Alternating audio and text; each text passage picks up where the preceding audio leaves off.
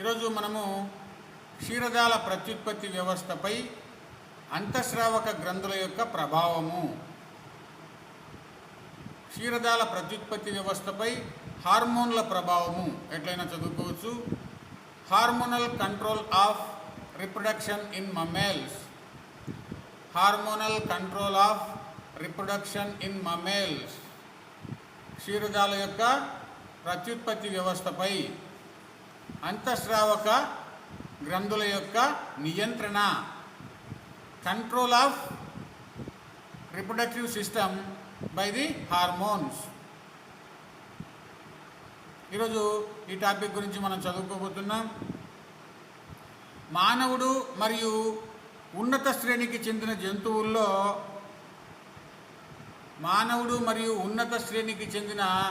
జంతువుల యొక్క ప్రత్యుత్పత్తి వ్యవస్థపై హార్మోనుల ప్రభావం ఉంటుంది. ఉన్నత శ్రేణికి చెందిన సకశేరుకాలన్నింటి యొక్క ప్రత్యుత్పత్తి వ్యవస్థపై హార్మోన్ల ప్రభావం తప్పనిసరిగా ఉంటుంది.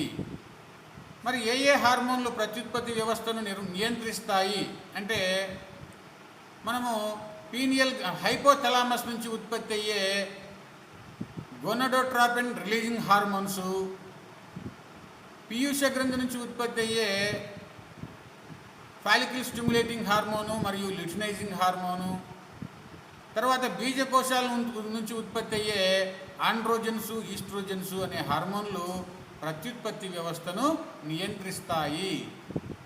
ఈ విధంగా ప్రత్యుత్పత్తి వ్యవస్థను కంట్రోల్ చేయడానికి, నియంత్రించడానికి 3 అంచెల ఏర్పాటు మన శరీరంలో ఉంది. మొదటి అంచె హైపోథలామస్ నుంచి రిలీజ్ అయ్యే గోనడోట్రోపిన్ రిలీజింగ్ హార్మోన్. ఇది master control. Gonadotropin releasing hormone ఎప్పుడైతే విడుదలవుతుందో అది పీయూష గ్రంథి మీద పనిచేసి పీయూష గ్రంథి నుంచి ఉత్పత్తి అయ్యే పుటిక ఉద్దీపన హార్మోను మరియు ల్యూటినైజింగ్ హార్మోన్లను విడుదలయ్యేలా ప్రేరేపిస్తుంది. పీయూష గ్రంథి యొక్క పూర్వలంబికపై గోనడోట్రోపిన్ రిలీజింగ్ హార్మోన్ అనేది పనిచేసి ఈ యొక్క ఎఫ్ఎస్హెచ్ మరియు ఎల్హెచ్ అనే హార్మోన్ల యొక్క ఉత్పత్తిని ప్రేరేపిస్తుంది. ఈ హార్మోన్లు ఎప్పుడైతే విడుదలవుతాయో, ఫాలికల్ స్టిమ్యులేటింగ్ హార్మోను, ల్యూటినైజింగ్ హార్మోన్లు ఎప్పుడు విడుదలవుతాయో ఇవి రక్తము ద్వారా బీజకోశాలకు చేరుకొని బీజకోశాల్లో ఆండ్రోజన్స్ మరియు ఈస్ట్రోజన్స్ అనే హార్మోన్ల ఉత్పత్తిని ప్రేరేపిస్తాయి. బీజకోశాలు ఆ హార్మోన్లు ఉత్పత్తి చేసేలా ఈ హార్మోన్లు ప్రేరేపిస్తాయి. అంటే మొదటిసారి ఫస్ట్ హైపోథలామస్ నుంచి విడుదలయ్యే హార్మోన్లు, తర్వాత రెండోసారి పీయూష గ్రంథి నుంచి ఉత్పత్తి అయ్యే హార్మోన్లు, మూడోసారి బీజకోశాల నుంచి ఉత్పత్తి అయ్యే హార్మోన్లు. ఈ విధంగా 3 అంచెలలో 3 దశల్లో ప్రత్యుత్పత్తి వ్యవస్థను నియంత్రించడం జరుగుతుంది. మరి ప్రత్యుత్పత్తి వ్యవస్థను నియంత్రించడానికి ఈ హార్మోన్లన్నీ సిద్ధంగా ఉన్నాయి. మన దేహంలో ఎప్పుడు ఏ హార్మోన్ విడుదల కావాలనో అప్పుడు ఆ హార్మోన్లు విడుదలవుతూ ఉంటాయి. రైట్, మొదట పురుష లైంగిక హార్మోన్లు చూద్దాం. పురుష లైంగిక హార్మోన్లు అనేవి ఎలా విడుదలవుతాయి? పురుషులలో ఫాలికల్ స్టిమ్యులేటింగ్ హార్మోన్ అనే హార్మోను పీయూష గ్రంథి యొక్క పూర్వలంబిక నుంచి విడుదలవుతుంది. ఇది ముష్కంపై 2 రకాల ప్రభావాలను చూపిస్తుంది. మొట్టమొదటగా శుక్రోత్పాదక నాళికలను ప్రేరేపించి శుక్ర కణోత్పత్తి జరిగేలా చేస్తుంది. మరి రెండోసారి ఇది ల్యూటినైజింగ్ హార్మోన్తో కలిసి ముష్కంలోని మధ్యాంతర కణాలు లేదా లెడిగ్ కణాలను ప్రేరేపించి ప్రధాన పురుష హార్మోన్ అయినటువంటి టెస్టోస్టెరాన్ ఉత్పత్తికి తోడ్పడుతుంది. మీరు చూస్తున్నారు స్క్రీన్ మీద పురుష ప్రత్యుత్పత్తి వ్యవస్థ. దాంట్లో ఇక్కడ ముష్కాలు అనే నిర్మాణాలు ఉన్నాయి. టెస్టిస్ అంటే ముష్కాలు. ఈ ముష్కాల మీద ఫాలికల్ స్టిమ్యులేటింగ్ హార్మోన్ అనేది పీయూష గ్రంథి నుంచి వచ్చి ఈ ముష్కాల మీద ప్రభావం చూపిస్తుంది. దానివల్ల ముష్కాలు టెస్టోస్టెరాన్ అనే హార్మోన్ను ఉత్పత్తి చేస్తాయి. ఫాలికల్ స్టిమ్యులేటింగ్ హార్మోను మరియు ల్యూటినైజింగ్ హార్మోను పీయూష గ్రంథి యొక్క పూర్వలంబిక నుంచి విడుదలై రక్తము ద్వారా వచ్చి ఇక్కడ ముష్కంలోని మధ్యాంతర కణాలను లేదా లిడిగ్ కణాలను ప్రేరేపించి ఇవి టెస్టోస్టిరాన్ ఉత్పత్తి అయ్యేలా చేస్తాయి. అంతేకాకుండా ఫాలికల్ స్టిమ్యులేటింగ్ హార్మోను ఉత్పత్తి అయ్యే కొద్దీ ఈ యొక్క టెస్టిస్ అనేవి ప్రేరేపించబడి ముష్కాల నుంచి టెస్టోస్టిరాన్లు ఉత్పత్తి అవుతాయి. మరి ఫాలికల్ స్టిమ్యులేటింగ్ హార్మోన్ ఎక్కువ ఉత్పత్తి కాకుండా ఇన్హిబిన్ అనే హార్మోను ఫాలికల్ స్టిమ్యులేటింగ్ హార్మోన్ ఉత్పత్తిని అడ్డుకుంటుంది. ఇన్హిబిన్ అనే హార్మోను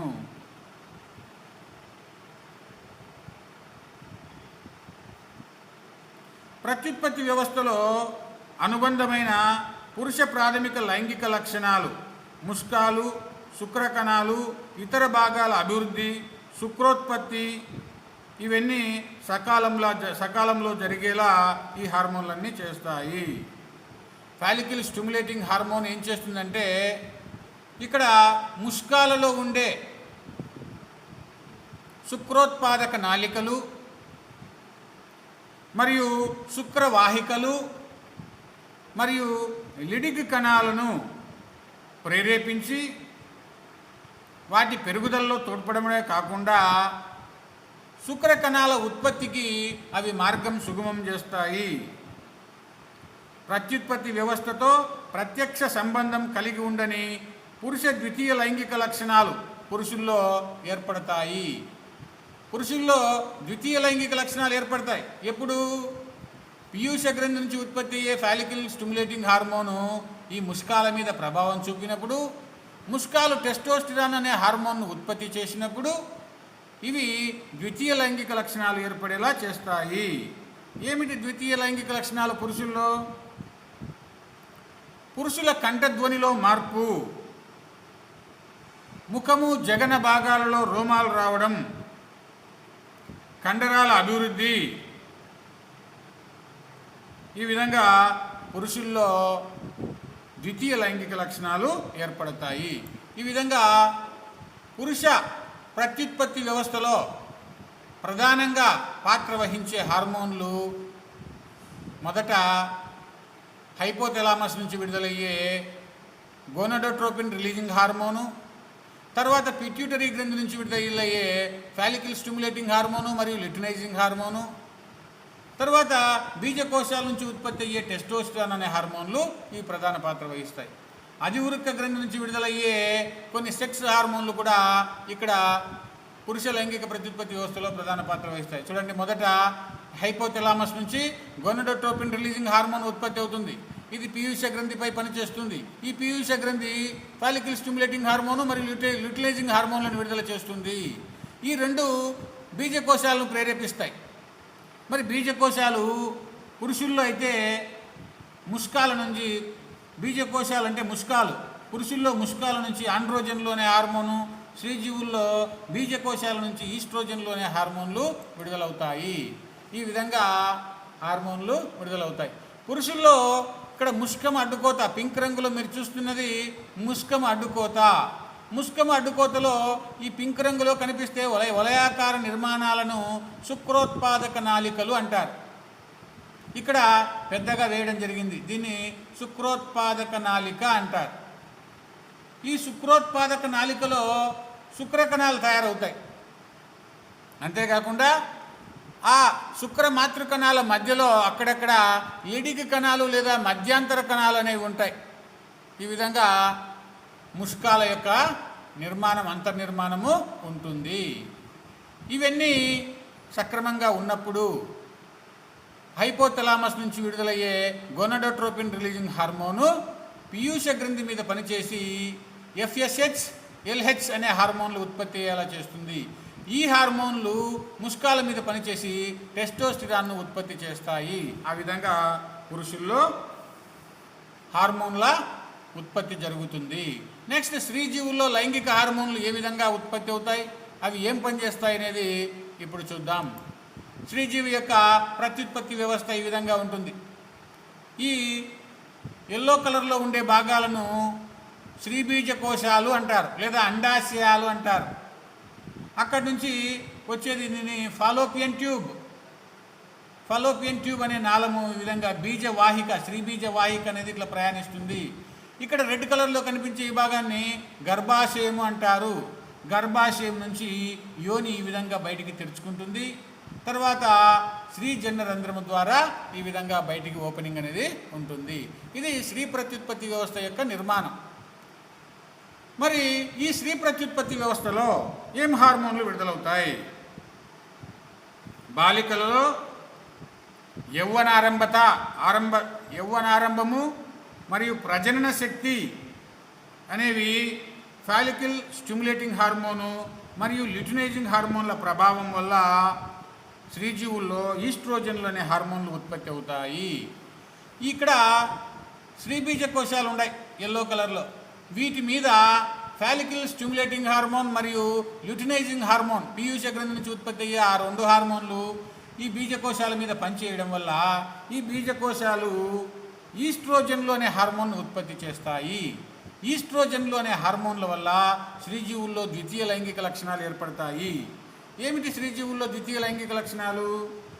వక్షోజాలు, చూషకాలు పెద్దవి కావడం, తర్వాత స్త్రీ శరీర రూపురేఖలు ఏర్పడడం, గర్భాశయము యోని లోపల గుహ్యాంకురాంకురాలు పెరగడాలు, తర్వాత హెచ్చు స్వరస్థాయి, స్త్రీ కంఠధ్వనిలో మార్పు, జగన బాహుమూలల్లో రోమాలు ఏర్పడము, అండ ఋతుచక్ర సంబంధమైన ప్రత్యుత్పత్తి లేదా ప్రజన్న మార్పులు జరగడం అనేటివి స్త్రీజీవుల్లో జరిగే ద్వితీయ లైంగిక లక్షణాలు. ఆ విధంగా స్త్రీజీవుల్లో హార్మోన్ల ప్రభావము ద్వితీయ లైంగిక లక్షణాల మీద స్పష్టంగా ఉంటుంది. ఈ యొక్క follicle stimulating hormone, luteinising hormone ఈ రెండు స్త్రీ పురుష జీవులు ఇద్దరిలో విడుదలవుతాయి. ఆ హార్మోన్లు రెండు పురుషుల్లో ఉత్పత్తి అయితే అవి ముష్కాల మీద ప్రభావం చూపిస్తాయి. స్త్రీ జీవుల్లో ఉత్పత్తి అయితే స్త్రీబీజ కోశాల మీద ప్రభావం చూపిస్తాయి. ఇవి బీజ కణోత్పత్తిలో పాల్గొంటాయి. అంటే స్త్రీబీజ కోశంలో అండజన్నము, ముష్కంలో శుక్రజన్నము జరిగేలా చూస్తాయి. ల్యూటినైజింగ్ హార్మోను ప్రధానంగా బీజ కణోత్పత్తిలో పాల్గొంటుంది. స్త్రీబీజ కోశంలో అండోత్సర్గము, కార్పస్లుటియం ఏర్పడడంలో తోడ్పడుతుంది. ముష్కాలలో లిడిక్ కణాలు, మధ్యాంతర కణాలను ప్రేరేపించి టెస్టోస్టిరాన్ అనే హార్మోన్ ఉత్పత్తికి తోడ్పడుతుంది. ల్యూటినైజింగ్ హార్మోన్ టెస్టోస్టిరాను శుక్రస్రావ నాళికలలో శుక్రజన్నం కలిగేలా చేస్తుంది. ఫాలికల్ స్టిమ్యులేటింగ్ హార్మోను అభివృద్ధి చెందే బీజాలకు ఊతమిచ్చే పోషించే కణాలను ఉత్పత్తి చేస్తుంది, అభివృద్ధి చేస్తుంది. స్త్రీబీజ కోశంలో పుటికల యొక్క పెరుగుదలను ప్రేరేపిస్తుంది. మరోవైపు ల్యూటినైజింగ్ హార్మోన్ బీజ కణోత్పత్తికి తోడ్పడే సెక్స్ హార్మోన్ల ఉత్పత్తిని ప్రేరేపిస్తుంది. ఈ రెండు హార్మోన్లు వాటి క్రియలలో ఒకదానికొకటి పరస్పరం సహాయం చేసుకుంటూ ముష్కాలలో శుక్రజన్నము, స్త్రీబీజ కోశాలలో అండజన్నాన్ని కలిగిస్తాయి. ఆ విధంగా ల్యూటినైజింగ్ హార్మోను మరియు ఫాలికల్ స్టిమ్యులేటింగ్ హార్మోన్ ఈ రెండు కూడా స్త్రీ పురుష ప్రత్యుత్పత్తి వ్యవస్థల్లో మార్పులు తీసుకొని వస్తాయి. ముష్కాలలో శుక్రజన్నాన్ని ప్రేరేపిస్తాయి.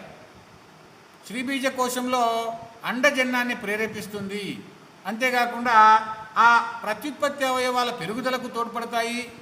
ఇంకా ద్వితీయ లైంగిక లక్షణాలు ఏర్పడడానికి కూడా ఈ హార్మోన్లు తోడ్పడతాయి. ఈ విధంగా స్త్రీ పురుష హార్మోన్లు రెండు వేరువేరుగా ఉంటాయి. అయితే ఆ రెండు హార్మోన్లు విడుదల కావడానికి ముఖ్యంగా పీయూష గ్రంథి నుంచి ఉత్పత్తి అయ్యే ల్యూటినైజింగ్ హార్మోను మరియు ఫాలికల్ స్టిమ్యులేటింగ్ హార్మోన్ ఇన్నే పుటిక ఉద్దీపక హార్మోన్ అంటారు. ఈ రెండు హార్మోన్లు స్త్రీ ప్రత్యుత్పత్తి వ్యవస్థ మీద పనిచేస్తాయి, పురుష ప్రత్యుత్పత్తి మీద పనిచేస్తాయి. పురుష ప్రత్యుత్పత్తి వ్యవస్థ మీద పనిచేస్తే అవి పురుషుల్లో ద్వితీయ లైంగిక లక్షణాలను ఏర్పాటు చేస్తాయి. స్త్రీ ప్రత్యుత్పత్తి వ్యవస్థ మీద పనిచేస్తే అది స్త్రీ జీవుల్లో ద్వితీయ లైంగిక లక్షణాలను పెంపొందించడంలో తోడ్పడతాయి. నెక్స్ట్, మానవులలో స్త్రీబీజ కోశము మరియు ఋతుచక్రాలపై హార్మోన్ల ప్రభావము. మానవులలో స్త్రీబీజ కోశము మరియు ఋతుచక్రాలపై హార్మోన్ల ప్రభావం ఏ విధంగా ఉంటుంది? స్త్రీ జీవులలో ప్రత్యుత్పత్తి ప్రక్రియ పురుషుల కంటే స్త్రీ జీవులలో ప్రత్యుత్పత్తి ప్రక్రియ పురుషుల కంటే జటిలంగా, కష్టంగా, భిన్నంగా, ప్రత్యేకంగా ఉంటుంది. స్త్రీ ప్రత్యుత్పత్తి వ్యవస్థలో స్త్రీబీజకోశము, గర్భాశయాలలో చక్రీయ సంఘటనలు ఏర్పడతాయి. ఈ విధంగా పురుష ప్రత్యుత్పత్తి వ్యవస్థలో స్త్రీ ప్రత్యుత్పత్తి వ్యవస్థ చాలా క్లిష్టంగా ఉంటుంది. పురుష ప్రత్యుత్పత్తి వ్యవస్థ చాలా సరళంగా ఉంటుంది. కేవలము శుక్రకణాలు ఉత్పత్తి చేయడమే పురుష ప్రత్యుత్పత్తి వ్యవస్థ ప్రధానమైన విధి. శుక్రకణాలను ఉత్పత్తి చేస్తే పురుష ప్రత్యుత్పత్తి వ్యవస్థ పని అయిపోయింది. కానీ స్త్రీజీవుల్లో అలా కాదు. స్త్రీజీవుల్లో ఏం జరగాల? అండకణాలు ఉత్పత్తి కావడమే కాకుండా స్త్రీ బీజాశయ వలయము మరియు గర్భాశయ వలయము అనేవి జరగాల. స్త్రీ బీజాశయ వలయము మరియు గర్భాశయ వలయము అనేవి పూర్తి కావాలి. కాబట్టి స్త్రీ ప్రత్యుత్పత్తి వ్యవస్థ కొంత భిన్నంగా ఉంటుంది. స్త్రీ బీజాశయ వలయము, గర్భాశయ వలయము ఎలా జరుగుతాయో ఇప్పుడు చూద్దాం. మొదట స్త్రీ బీజాశయ వలయము, స్త్రీ బీజాశయ లేదా స్త్రీ బీజకోశ వలయము. రైట్. ఏంటి స్త్రీ బీజకోశం? దీన్ని ఇంగ్లీష్లో ఒవేరియన్ సైకిల్ అంటారు. ఒవేరియన్ సైకిల్ లేదా స్త్రీ బీజాశయ వలయము అంటే ఏమిటి అంటే, స్త్రీ జీవులలో వారి యొక్క స్త్రీ బీజకోశంలో జరిగే చక్రీయ సంఘటనలను కలిపి స్త్రీ బీజాశయ వలయం అంటారు. స్త్రీ జీవులలో స్త్రీ బీజకోశంలో జరిగే చక్రీయ సంఘటనలన్నీ కలిపి స్త్రీ బీజాశయ వలయము లేదా ఒవేరియన్ సైకిల్ అంటారు. స్త్రీ బీజాశయ వలయము లేదా ఒవేరియన్ సైకిల్ అంటారు. ఒవేరియన్ సైకిల్ ఎలా ఉంటుందో మీరు ఒక్కసారి చూడండి. ఆ విధంగా ఒవేరియన్ సైకిల్ అనేది ఉంటుంది.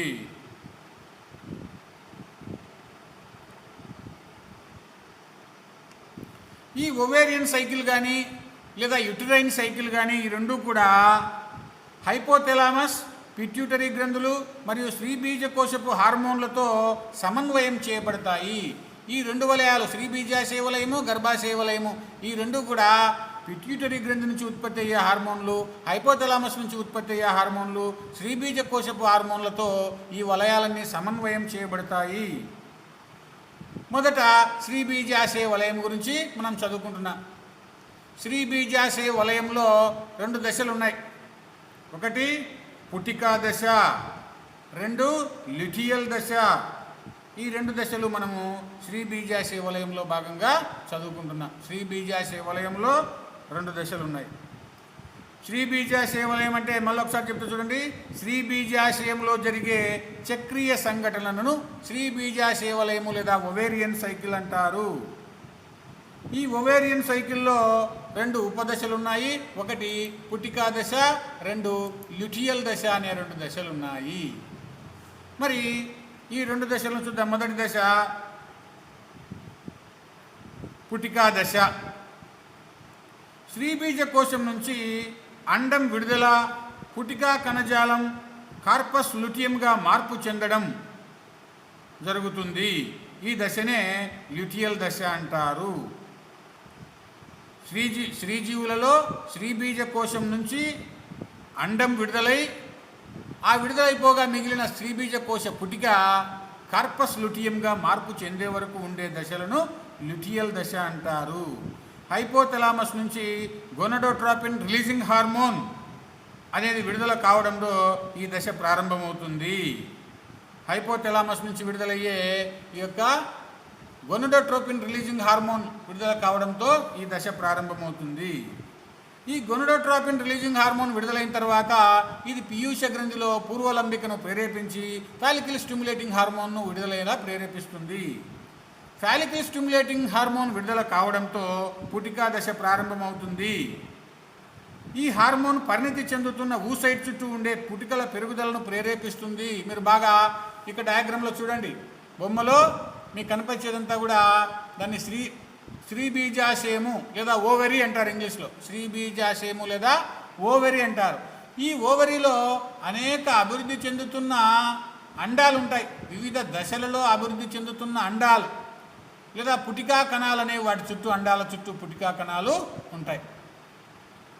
మొదట అనేక పుటికా కణాలు ఉంటాయి. వాటిలో ఒక పుటిక పెద్దదై అండంగా మార్పు చెంది అది చివరకు అండం తయారై విడుదలవుతుంది.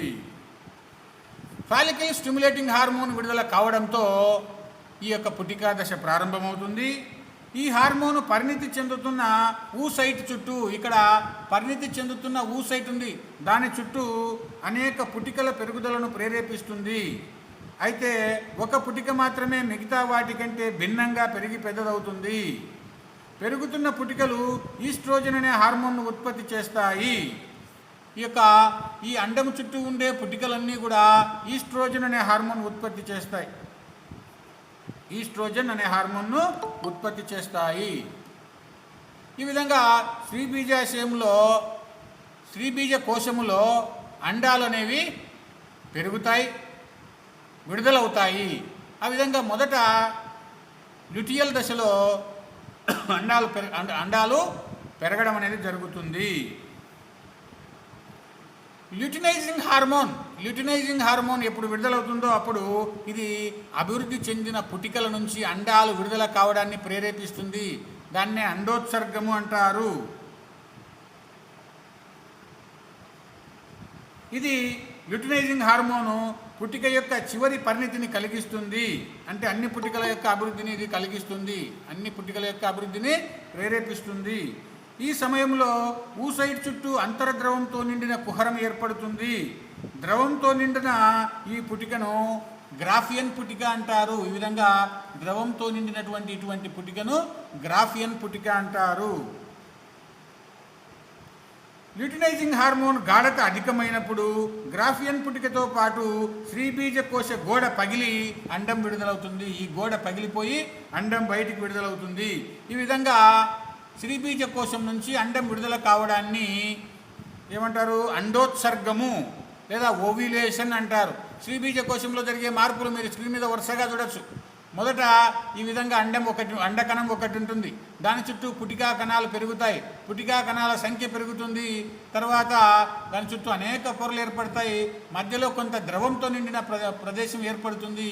తర్వాత ఈ యొక్క గ్రాఫియన్ పుటిక నుంచి అండం బయటికి విడుదలవుతుంది. ఈ విధంగా స్త్రీబీజ కోశంలో వరుసగా మార్పులు జరుగుతాయి. ఈ విధంగా అండం విడుదలయ్యే వరకు ఉండే దశనే ల్యూటియల్ దశ అంటారు, పుటికా దశ అంటారు. అండం విడుదలయ్యే వరకు ఉండే దశను పుటికా దశ అంటారు. మరి అండం విడుదలైన తర్వాత బయటికి విడుదలయ్యేది చాలా వరకు శాస్త్రవేత్తలు ఈ మధ్యనే ఫోటో తీయగలిగినారు. ఇంతవరకు దీన్ని ఫోటో తీసిన శాస్త్రవేత్త ఎవరూ లేరు. అయితే ఈ మధ్యనే గామా కెమెరాలు అందుబాటులోకి రావడం వల్ల స్త్రీబీజ కోశం నుంచి గ్రాఫియన్ పుటిక నుంచి అండం ఏ విధంగా విడుదలవుతుందో దాన్ని ఫోటో తీయగలిగినారు. ఆ ఫోటోను మీరు చూస్తున్నారు. ఇక్కడ ఎల్లో కలర్లో అండం విడుదలవుతుంది. మీరు దాన్ని స్క్రీన్ మీద చూడొచ్చు. విడుదలయ్యే అండాన్ని మీరు స్క్రీన్ మీద చూడొచ్చు. ఆ విధంగా ఈ యొక్క పుటికల అభివృద్ధి అనేది జరుగుతుంది. ఈ పుటిక అభివృద్ధి జరిగి విడుదలయ్యే వరకు ఉండే ఈ దశనంతా పుటికా దశ, ఫాలిక్యులార్ స్టేజ్ అంటారు ఇంగ్లీష్లో, ఫాలిక్యులార్ స్టేజ్ అంటారు. తర్వాత అండం విడుదలైపోయిన తర్వాత ఉండే దశను ల్యూటియల్ దశ అంటారు. అండం విడుదలైపోయిన తర్వాత ఉండే దశను ల్యూటియల్ దశ అంటారు. అండం ఈ విధంగా స్త్రీబీజ కోశం నుంచి విడుదలయ్యి ఈ విధంగా ఫాలోపియన్ నాళము ద్వారా ప్రయాణించి గర్భాశయాన్ని చేరుకుంటుంది. ఈ విధంగా గర్భాశయంలోనికి దొల్లుకుంటూ అండం పోతూ ఉంటుంది. మరి ఆ విధంగా మొదట పుటికా దశ అనేది జరుగుతుంది. తర్వాత ల్యూటియల్ దశ తర్వాత ఏర్పడుతుంది. ల్యూటినైజింగ్ హార్మోను ల్యూటియల్ దశను ప్రేరేపిస్తుంది. ఈ హార్మోను పుటికా కణజాలం నుంచి పుటికా కణజాలం అంటే ఇక్కడ అండం విడుదలకు అయిపోగా మిగిలిన ఈ కణజాలాన్ని గ్రంథియుత కార్పస్ లుటియంగా మారుస్తుంది. అంతవరకు ఉండే గ్రాఫియన్ పుటికను అండం విడుదలైపోయిన తర్వాత ఇదే గ్రాఫియన్ పుటిక ద్రవంతో నిండి తర్వాత ఈ విధంగా కార్పస్ లుటియంగా మారుతుంది.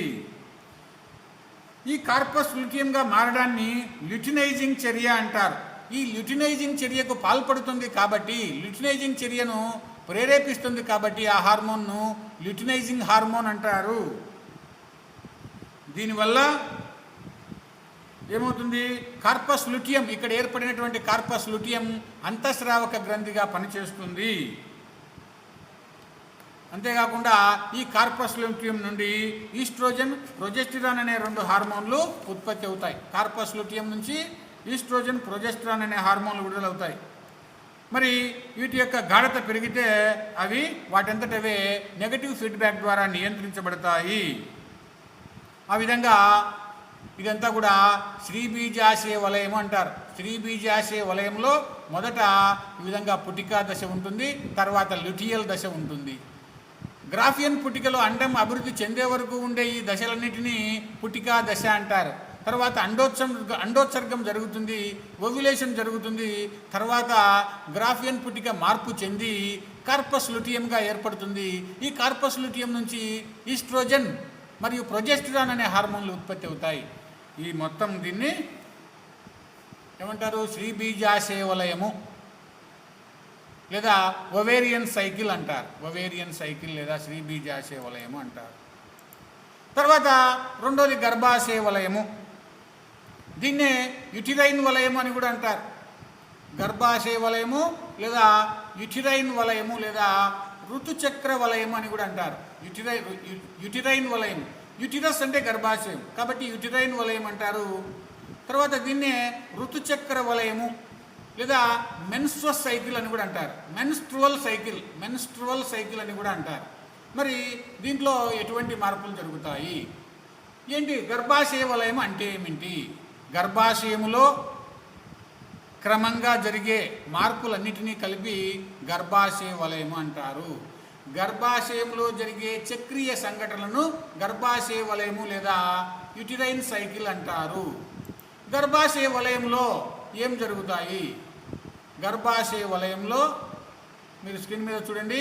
గర్భాశయంలో జరిగే మార్పులన్నీ వలయాకారంలో ఏ విధంగా ఉన్నాయో చూడండి. గర్భాశయ వలయము 28 రోజుల పాటు జరుగుతుంది. ఈ 28 రోజుల్లో ఇక్కడ 9వ రోజు నుంచి 15వ రోజు వరకు ఉండే టయాన్ని మెన్సెస్ టైం లేదా బ్లీడింగ్ టైం అంటారు. ఈ విధంగా ప్రతి 28 రోజులకు ఒకసారి ఈ చక్రం పునరావృతం అవుతుంది. ఇక్కడ 9వ రోజు నుంచి 15వ రోజు వరకు ఉండేదాన్ని ఫెర్టిలిటీ ఫేజ్ అంటారు. అంటే అండం విడుదలై ఉంటుంది. విడుదలైన అండము శుక్రకణంతో ఫలదీకరణ చెందడానికి రెడీగా ఉండే టయాన్ని కాబట్టి దీన్ని ఫెర్టిలిటీ ఫేజ్ అంటారు. ఆ విధంగా 28వ రోజున మళ్ళీ బ్లీడింగ్ జరిగి మెన్సెస్ అనేది జరుగుతుంది. తర్వాత మళ్ళీ 1, 2, 3 ఈ విధంగా 9వ తేదీ వరకు మళ్ళీ మామూలుగా గర్భాశయం ఉంటుంది. తర్వాత మళ్ళీ ఋతుస్రావం అనేది జరుగుతుంది. ఈ విధంగా గర్భాశయంలో జరిగే చక్రీయ సంఘటనలనే గర్భాశయ వలయము అంటారు. గర్భాశయ వలయంలో 3 దశలు ఉన్నాయి. ఒకటి ప్రొలిఫరేషన్ దశ, రెండోది శ్రావక దశ, 3 ఋతుప్రవాహ దశ. ప్రొలిఫరేషన్ దశ, శ్రావక దశ, ఋతుప్రవాహ దశ అనే 3 దశలు ఉన్నాయి. మరి మొదటి దశలో ఏం జరుగుతుంది? ఇక్కడ ఈ మొదటి దశనే ప్రొలిఫరేషన్ దశనే ప్రీ మెన్స్ట్రువల్ స్టేజ్ అని కూడా అంటారు. Pre menstrual stage. మరి ప్రొలిఫరేషన్ దశలో గర్భాశయంలో కణ విభజన రేటు అధికం కావడం వల్ల గర్భాశయం యొక్క లోపలి పొర అయినటువంటి ఎండోమెట్రియం పొర మందంగా మారుతుంది. ఈ విధంగా మందంగా మారడంలో ధమనులు పెద్దవి కావడం, ఎండోమెట్రియల్ గ్రంథులు పెరుగుదల జరగడం ఈ దశలో జరుగుతాయి.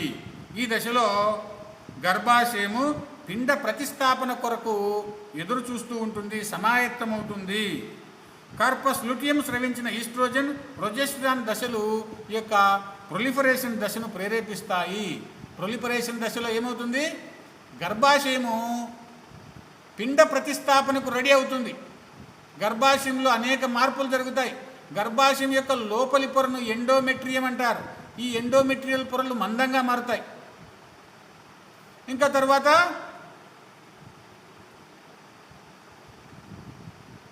ఎండోమెట్రియల్ గ్రంథులు సంఖ్య బాగా పెరుగుతుంది. తర్వాత దీంట్లో గర్భాశయం యొక్క లోపలి గోడల్లో ఉండే ధమనులు చాలా పెద్దగా మారుతాయి. ఈ విధంగా గర్భాశయము రాబోయే పిండం కోసము సమాయత్తమవుతుంది. రాబోయే పిండం కోసము మెత్తటి పరుపు లాంటి ఎండోమెట్రియం అనే కణజాలాన్ని సిద్ధంగా చేసి ఉంచుతుంది గర్భాశయము. ఈ దశనే ప్రొలిఫరేషన్ దశ లేదా విభజన దశ లేదా ప్రీమెన్స్ట్రువల్ స్టేజ్ అంటారు. తర్వాత రెండవ దశ స్రావక దశ లేదా మెన్స్ట్రువల్ స్టేజ్. ఈ దశలో ఎండోమెట్రియల్ గ్రంథులు పోషక ద్రవాన్ని స్రవిస్తాయి. అది అభివృద్ధి చెందుతున్న పిండాన్ని పోషిస్తుంది. ఈ దశలో స్త్రీబీజకోశ వలయంలోని ల్యూటియల్ దశతో సమన్వయం జరుగుతుంది. స్రావక దశలో ఈ యొక్క పోషణ జరుగుతుంది. గర్భాశయం యొక్క ఎండోమెట్రియల్ గ్రంథులు పోషక ద్రవాన్ని స్రవిస్తాయి. ఇది గర్భాశయంలో పిండ ప్రతిస్థాపన జరిగితే ఆ పిండం కొరకు అవసరమైన పోషక పదార్థాలను గర్భాశయం యొక్క ఎండోమెట్రియం అందిస్తుంది. మరి పోషణ జరగకపోతే ఋతుస్రావం అనేది జరుగుతుంది. అంటే ఇక్కడ అండము శుక్రకణంతో ఫలదీకరణ జరగకపోతే ఋతుస్రావం జరుగుతుంది. దీన్నే మెన్సస్ లేదా డేట్ రావడం అనే రకరకాల పేర్లతో పిలుస్తారు. దీనివల్ల గర్భాశయం యొక్క లోపలి ఎండోమెట్రియల్ పొర ఊడిపోయి రక్తంలో కరిగి ఈ విధంగా స్త్రీజన్య రంధ్రం ద్వారా బయటికి రావడం జరుగుతుంది. మరి ఈ విధంగా జరుగుతుంది. మూడో దశలో పోస్ట్ మెన్స్ట్రువల్ స్టేజ్లో ఏం జరుగుతుందంటే మళ్ళీ గర్భాశయం యొక్క లోపలి భాగాలన్నీ సిద్ధమవుతాయి. అండోత్సర్గ పరదశ అంటారు దీన్నే. ఈ దశలో పగిలిన గ్రాఫియన్ పుట్టిక కార్పస్ లుటియంగా మారుతుంది. ఇది ఈస్ట్రోజన్లను ప్రొజెస్ట్రాన్లను స్రవిస్తుంది. ప్రొజెస్ట్రాన్ హార్మోను ఎండోమెట్రియంలోని రక్తనాళాల పెరుగుదల, కణాల ప్రొలిఫరేషన్, గ్లైకోజన్ సంచితం కావడాన్ని ప్రేరేపిస్తుంది. ఇది గర్భాశయం సంయుక్త బీజం గ్రహించడం కోసం కావలసిన చివరి తయారీకి కూడా తోడ్పడుతుంది. ఆ విధంగా ఇది గర్భాశయ వలయంలో 3 దశలు ఉంటాయి. మొదటిది ప్రొలిఫరేషన్ దశ, రెండోది శ్రావక దశ, మూడోది తర్వాత ఋతుదశ, మూడోది అండోత్సర్గ పరదశ అంటారు. మొదటి దశ అండోత్సర్గ పూర్వదశ, రెండో దశ అండోత్సర్గ దశ, మూడో దశ అండోత్సర్గ పరదశ. మొదటి దశలో గర్భాశయం సిద్ధమవుతుంది. రెండవ దశలో పిండ ప్రతిస్థాపన జరిగితే దానికి కావాల్సిన పోషక పదార్థాలు ఎండోమెట్రియం అందిస్తుంది. పిండ ప్రతిస్థాపన జరగకపోతే ఎండోమెట్రియల్ పొర కరిగిపోయి గర్భాశయ ముఖద్వారం ద్వారా రక్తంలో కరిగి ఎండోమెట్రియల్ పొరలన్నీ బయటికి పోతాయి. దీన్నే మెన్సస్ అంటారు. మరి మూడో దశలో పిండ ప్రతిస్థాపన జరిగితే పిండాన్ని సంరక్షించడం కోసం ప్రొజెస్టరాన్ అనే హార్మోను దాన్ని పిండ ప్రతిస్థాపనలో పాల్గొంటుంది. పిండ ప్రతిస్థాపన జరగకపోతే గర్భాశయం యొక్క లోపలి పొరలన్నీ రికవరీ స్టేజ్లో ఉంటాయి. ఫలదీకరణ జరిగితే సంయుక్త బీజం గర్భాశయంలో ప్రతిస్థాపనం జరిగి ప్రొజెస్టరాన్ అనే హార్మోన్ గర్భధారణ సమయమంతా ఎండోమెట్రియంను కొనసాగిస్తుంది. ఇక్కడ పిండ ప్రతిస్థాపన జరిగితే దానికోసం ప్రొజెస్టరాన్ అనే హార్మోన్ విడుదలవుతుంది. ప్రొజెస్టరాన్ అనే హార్మోన్ గర్భాశయ గోడకు ఈ యొక్క పిండము గట్టిగా అతుక్కునేలా ఈ హార్మోను దాన్ని మిగతా కణజాలను సిద్ధం చేస్తుంది. ఆ విధంగా మొదటి కొన్నాళ్ల పాటు ఈ ప్రొజెస్టరాన్ హార్మోన్ పిండ సంరక్షణలో పాల్గొంటుంది. ప్రొజెస్టరాన్ హార్మోన్ విడుదల తగ్గిపోయిన తర్వాత హ్యూమన్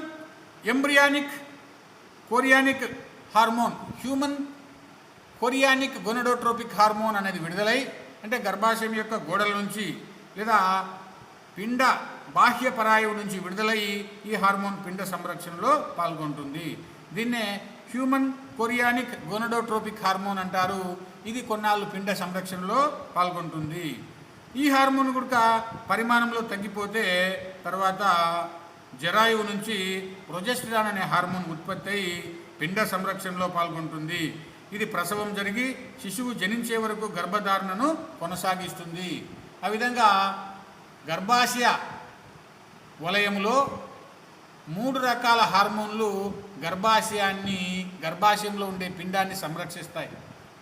గర్భధారణ జరిగిన తొలినాళ్లలో ప్రొజెస్టరాన్ అనే హార్మోను, ప్రొజెస్టరాన్ హార్మోన్ స్రావం తగ్గిపోయిన తర్వాత హ్యూమన్ కొరియానిక్ గొనడోట్రోపిన్ హార్మోను, అది దాని స్రావం తగ్గిపోయిన తర్వాత జరాయువు నుంచి ఉత్పత్తి అయ్యే ప్రొజెస్టరాన్ హార్మోను. ఈ విధంగా ఈ 3 రకాల హార్మోన్లు గర్భధారణ అనే కాలాన్ని సంరక్షిస్తూ ఆ సమయంలో పిండ సంరక్షణలో పాల్గొంటాయి. ఈ విధంగా స్త్రీజీవుల్లో మెన్స్ట్రువల్ సైకిల్ అనేది జరుగుతుంది. ఆ విధంగా జరిగిన తర్వాత ఏమవుతుంది, పిండ ప్రతిస్థాపన జరిగి పిండము పెరుగుదల పూర్తయిన తర్వాత ఈ విధంగా శిశు జననము అనేది జరుగుతుంది. శిశు జనన ప్రక్రియ, దీన్నే పార్చారిషన్ అంటారు. స్త్రీ జనన రంధ్రము ద్వారా అక్కడ ఉండే ఎముకల మధ్యగా శిశువు కిందికి జనించడం జరుగుతుంది. శిశువు ఆ విధంగా ఎముకల మధ్యలో నుంచి స్త్రీ జనన రంధ్రము ద్వారా బయటికి రావడం జరుగుతుంది. ఈ ప్రక్రియనే పార్చారిషన్ అంటారు. ఆ విధంగా శిశువు స్త్రీ జనన రంధ్రం ద్వారా బయటకు వచ్చేటప్పుడు కొన్ని ఎముకలు ఇరిగిపోయే అవకాశం ఉంటుంది. ఇక్కడ ఎముక ఇరిగింది చూడండి, ఆ విధంగా ఎముకలు కూడా ఇరిగిపోయే అవకాశం ఉంటుంది. కాబట్టి ఇది చాలా క్లిష్టమైన కష్టమైన ప్రక్రియ స్త్రీ జననము అనేది. ఆ విధంగా హార్మోన్ల ప్రభావం, అంతఃస్రావక గ్రంథుల యొక్క ప్రభావము ప్రత్యుత్పత్తి వ్యవస్థపై నిర్దిష్టంగా ఉంటుంది. రైట్. మీకు ఏమైనా డౌట్లు ఉంటే, క్షీరదాల ప్రత్యుత్పత్తి వ్యవస్థపై హార్మోన్ల ప్రభావం ఏమైనా డౌట్లు ఉంటే మీరు అడగండి. మొదట పురుష హార్మోన్ల గురించి రాయాలా, తర్వాత స్త్రీ హార్మోన్ల గురించి రాయాలా, తర్వాత ఈ యొక్క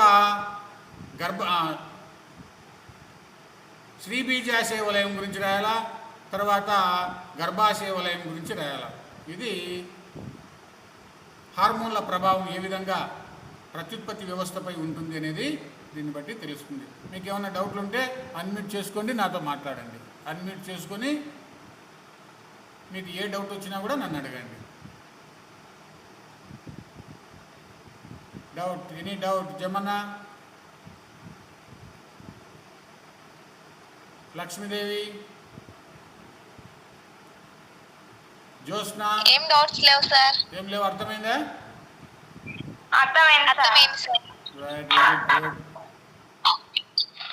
అబ్బాయిలకు